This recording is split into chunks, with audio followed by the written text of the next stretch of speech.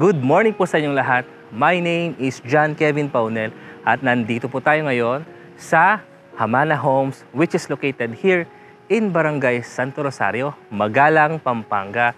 At nandito po tayo ngayon sa harap ng Mayana Duplex kung saan meron po itong minimum lot area na 80 square meters at floor area na 54 square meters. So previously, nakapag-vlog na po tayo dito and we will check this Mayana Plus Duplex. By the way, meron din po itong 3 bedrooms, 2 toilet and bathroom at 1 carport. But before we proceed on the further details of this model unit, if hindi ka pa nakasubscribe, please click that subscribe button and hit that notification bell para ma-update po kayo sa mga susunod nating videos.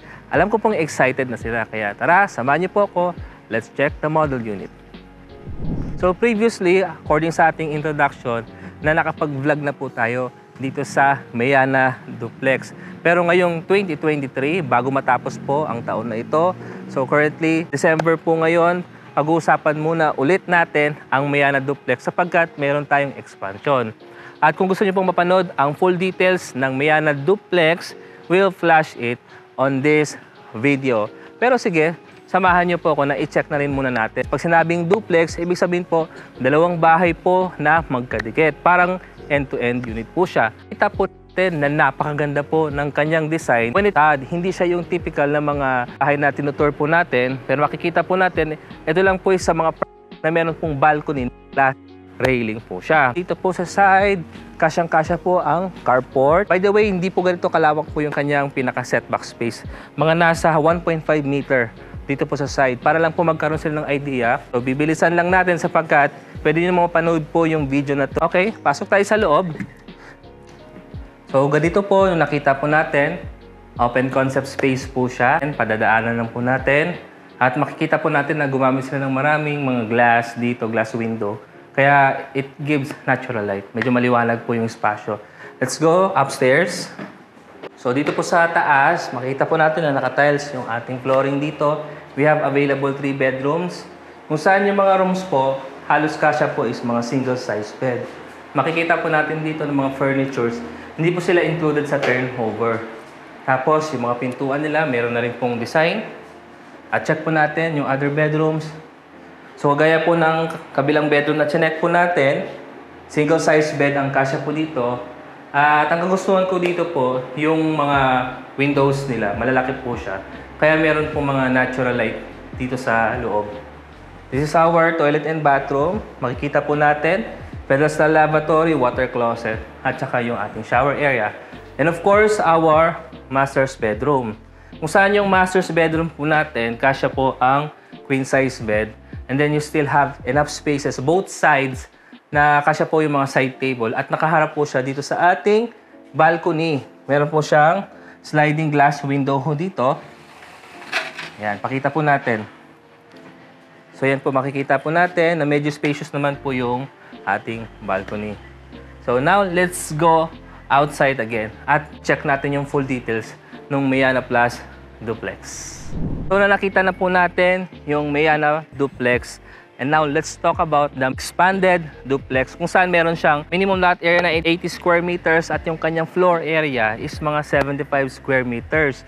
So ano ba yung definition or ano ba yung ibig sabihin kung bakit merong expanded duplex? Ibig sabihin lahat ng makikita nating extension na wala po doon sa Mayana or regular Mayana Duplex are just recommended expansion. Ibig sabihin, hindi talaga sila kasama po doon sa turnover. Bali kung kayo po ay makakapili po ng ganitong klaseng unit, if you want to extend, makikita po natin kung ano yung mga ideal extension na inaalaw ng Hamana Homes Project. So, proceed na po tayo. Kagaya po nung nakita po natin, Mayana Duplex, napakaganda at napakaliwalas ng kanyang facade. Very accommodating yung kanyang design. Medyo spacious po yung setback sa harap na kung saan, kung meron po kayong napakahabang sasakyan, kasyang-kasya po sa ating pinaka-main carport. So, ayan po, very, very spacious po yung ating unit. And then, you still have enough space for a pocket garden. Mapapansin din po natin dun sa ating main door kung saan meron pong mga magkabilang outdoor lights. Elevated yung kanyang doorstep. we have this canopy which serves as the flooring ng ating second floor. At mamaya papasukin po natin yung extension na makikita po natin dito. So napakaganda. Pwede naman din po nating i-request po yan sa ating developer according to them.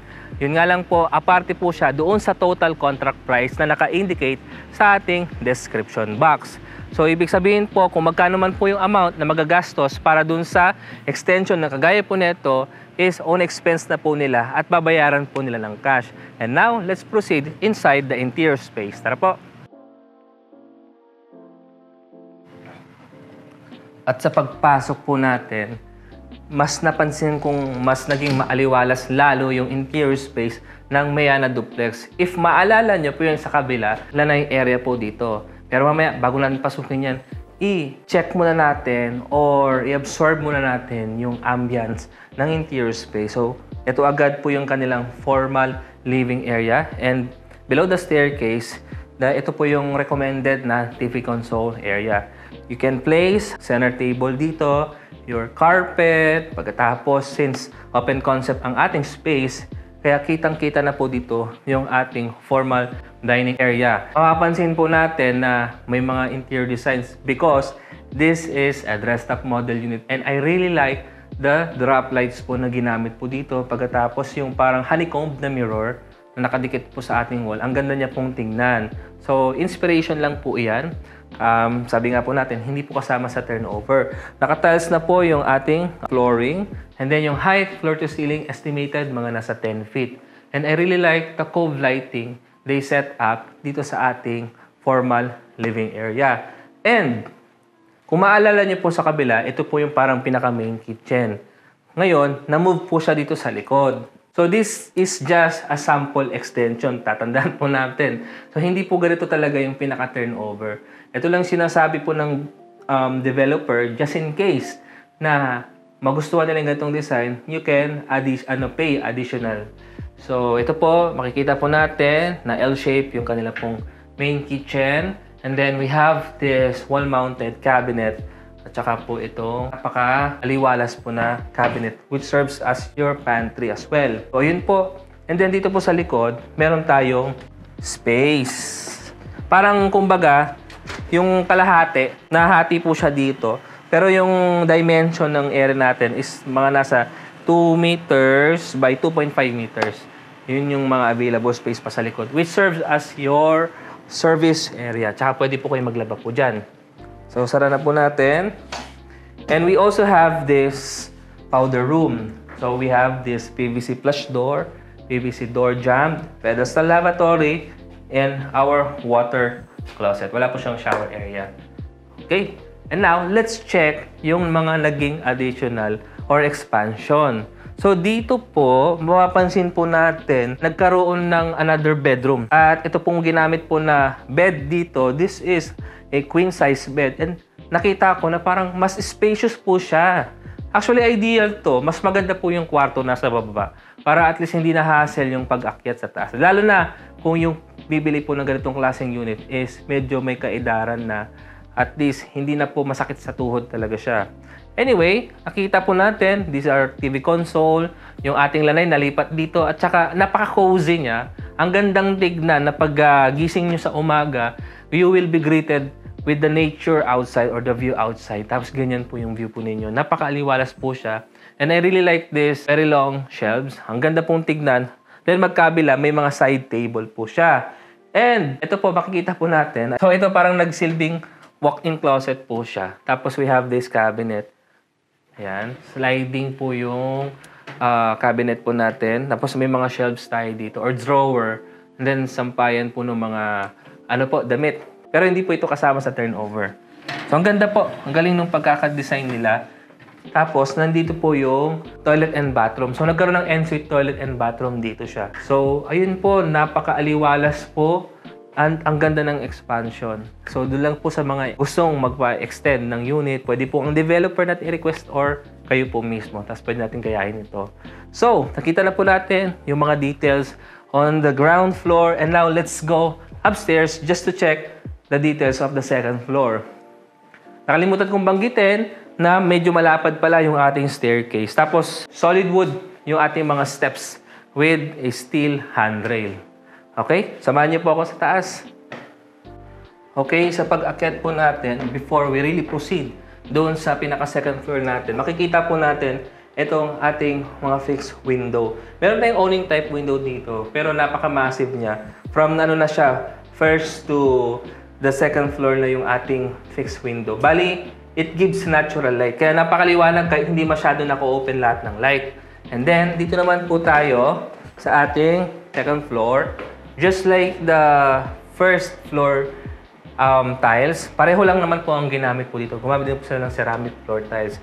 Yung ating walkway, nahigit 1 meter space po siya. And let's check the available bedroom. So, dito muna tayo sa right side ko. So, makikita po natin na itong first bedroom that we have. Kaya ko sinabing first bedroom kasi yung kanina, hindi siya talaga official kasi ano lang naman po yun, mga recommended extension. Pero yung official, so ito po yung mga sizes ng ating beds.